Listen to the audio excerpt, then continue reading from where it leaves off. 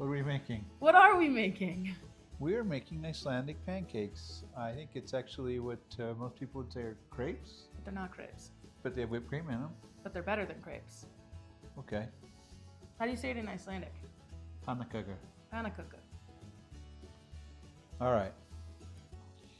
So we actually put the wet ingredients in the larger bowl because we add the flour in after. We first mix all the wet ingredients. The first thing is, we have this lovely recipe. Have you seen this recipe? I have seen this recipe. And how do I cook? Do I cook by the recipe? Never. Never? So how much butter does it say it needs? 2 tablespoons of butter. So I have 4 here. And usually I'll use a little bit more. Too much butter though is hard to cook because it makes them greasy. So we're going to use probably about 3 tablespoons. We first have to melt that. Are we using what kind of milk? Organic, whole milk. Why would we do that? Because I feel like we've done experiments before with different types of milk, and the only milk that works is whole milk. Well, you can do gluten-free pönnukökur, you cannot do dairy-free. Yes, you need the fat in the milk. So we want 2.5 cups, okay? So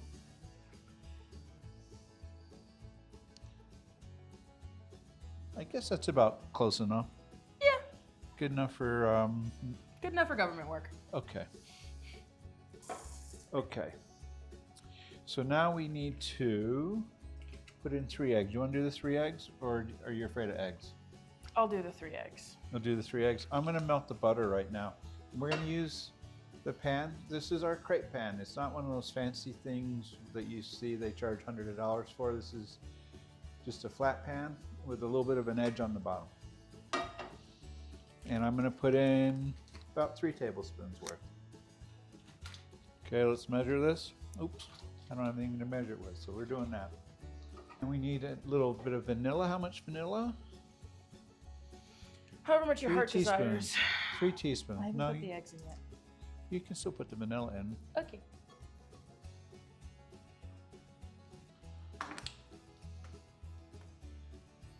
So you can tell when you have a recipe book that's used a lot, things happen to it. Where's this recipe book from? Hawaii.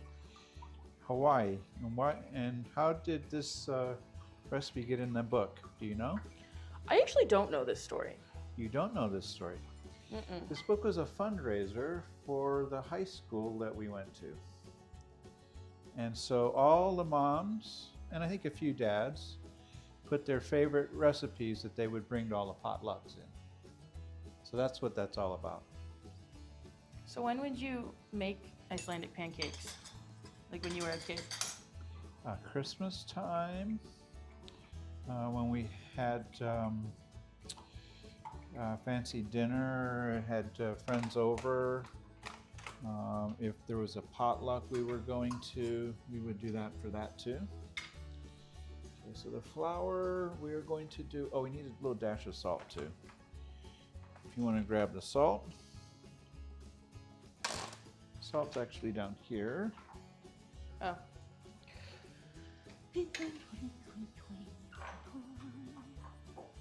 This is usually what we make on Thanksgiving instead of pie, is we always have Icelandic pancakes. And then one Thanksgiving, what was it, 2-3 years ago? We did Kahlua with cream. And needless to say, no one drove home that night. It was more than Kahlua. We had a couple different flavors, right? I think there was Kahlua and then there was regular. I think there was just the 2 flavors. Or was there more? So that's roughly 2 cups of flour. And what we're going to do is we're going to mix it. So the key to this is the consistency. You want it to have it kind of like a heavy whipping cream, just a little thicker than a half and half, a heavy whipping cream mixture. So basically you just start by putting some in, mixing. And the reason you do it this way is you aren't having to add more liquid. It's more a matter of just taking a look at where you stand with the flour and the mixture here. Where did Amma learn this recipe? She learned it growing up in Reykjavik.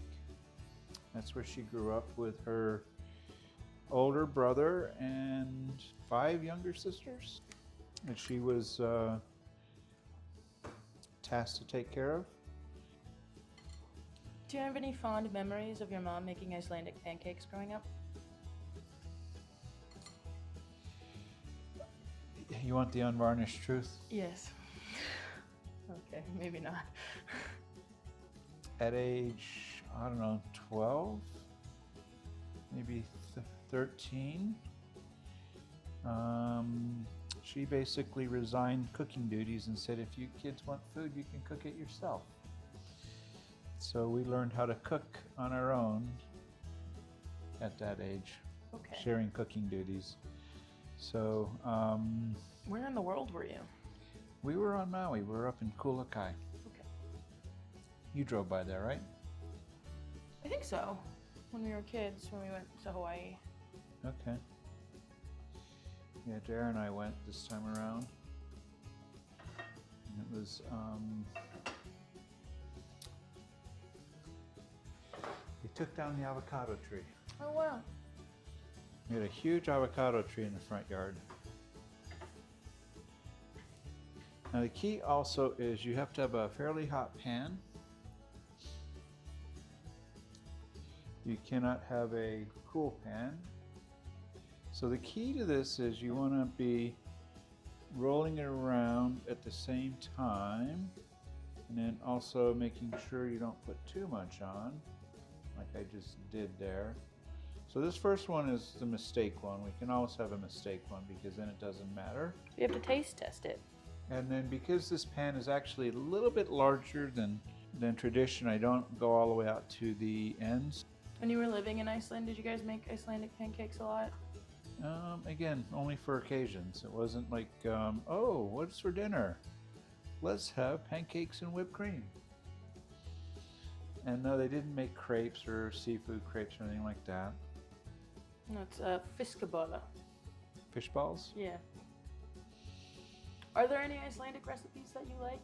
I know that you don't like fish, which is 90% of the diet. Oh, the lamb's good there. So actually the consistency is fine. I actually like the consistency. We just don't have the pan hot enough. Okay.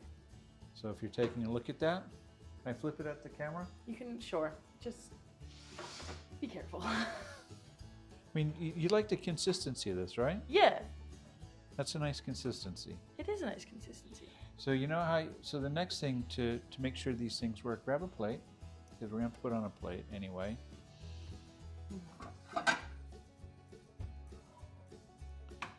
Let's get this thing so it properly cooks. And then what you end up doing is you end up putting a little sugar on it to test it. And roll it up. Roll it up.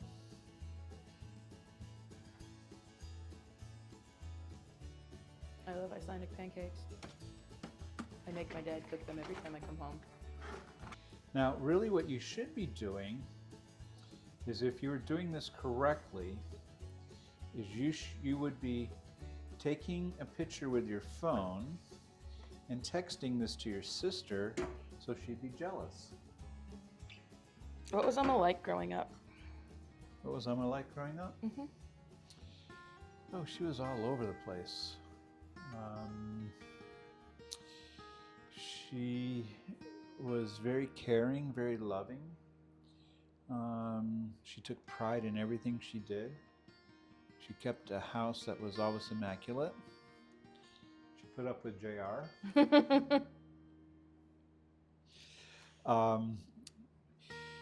She was taking care of the family while my father was gone a lot. He was gone traveling for work up until we moved to Hawaii. He was gone 2 or 3 weeks out of the month. So she was responsible for keeping the house, making sure everything was in order. So she was mom and dad at the same time. What did Eliza say? Yum. Would you say that Amma was mischievous? Oh yeah. without a doubt, she loved to play practical jokes on people. It's just what her personality was. My favorite story is the one of the peas and the green hair. Yeah, she. My brother Harry used to love to eat peas, and peas were a staple when. Anyway, but like if we were having a fancy dinner and we had leg of lamb, it would be peas would be the side vegetable.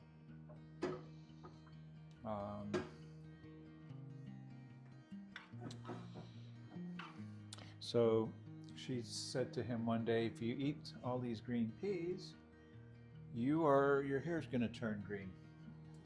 And so that night when you fell asleep, he dyed his hair green.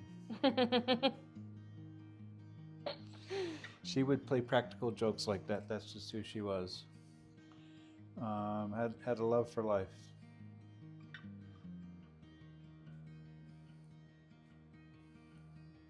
Do you miss Amma? Every day.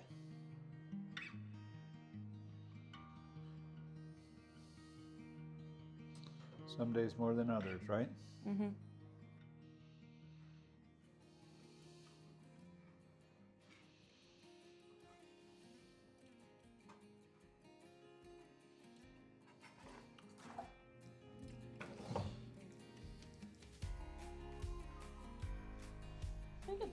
Mm-hmm. Now, are you ready to see me epically fail? Because this is not my special skill. In fact, this is more likely going to end in a mess than anything else. How are we doing? It's not quite circular. That's good enough. Good enough for government work. The stealing a pancake or two, getting scolded for doing that, and stealing another one is actually an integral part of the process. All right, you ready? Mm-hmm. We are. Okay, so whipped cream. This is for the filling of the Icelandic pancakes. Uh-huh.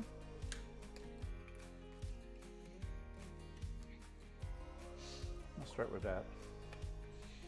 And just a tiny bit of sugar, like a teaspoonful, to put in there. That just helps it hold its shape. And then we're also going to use blueberry jam. The good stuff. So just the No good stuff. corn syrup. No corn No syrup. corn syrup. All right. The consistency has got to hold its shape. Speaking of that. I got to speak into this. Yeah. The consistency is what? It has to hold its shape. It has to form peaks and hold its shape. Now, if you were with your grandmother or my aunt, they would be very upset that it wasn't a really neat, perfectly centered stack. Yeah, I know. So what you want to do is you want to just spread a little jam on here. Dollop the whipped cream.